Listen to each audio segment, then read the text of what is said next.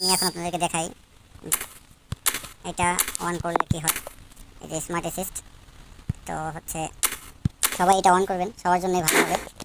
যারা নতুন আছেন তাদের জন্য তো আমি বলি, নতুন আর পুরান বুঝি না, সবার জন্যই বেটার।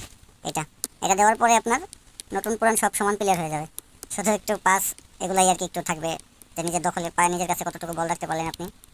আপনি দেখেন এবার, এই যে দেখেন, এই যে আমি জাস্ট হালকা একটা টোকা দিচ্ছি, হালকা জাস্ট টাচ করছি শর্ট বাটনে, কোনো প্রেশার দেয়নি, কোনো কিছুই করি না। এই দেখেন, এই যে এই হালকা ওর ওর মতো যতটুকু আপনার পাওয়ার প্রয়োজন অতটুকু পাওয়ার নিয়ে নিছে। আমি কিন্তু কিছুই করি না, জাস্ট টোকা দিবেন, জাস্ট শুট দিবেন, ওর মতো নিয়ে নিব। আর কারো কোনো কষ্ট করতে হবে না। শট আপনার এই দিকে যাবে না। শুধু আপনাদের একটা জিনিস ধ্যান রাখতে হবে, খেয়াল রাখতে হবে যে আপনি যখন দূর থেকে শটাবেন আপনার অবশ্যই ওই প্লেয়ারের পায়ে আপনার লং রেঞ্জ শট থাকতে হবে। আপনার প্লে যদি আপনার শট আছে হচ্ছে রিসিং শট আর লং রেঞ্জ শট নেই, যখন আপনি এখান থেকে শট দিবেন তখন আপনার বল বাহিরে চলে যাবে।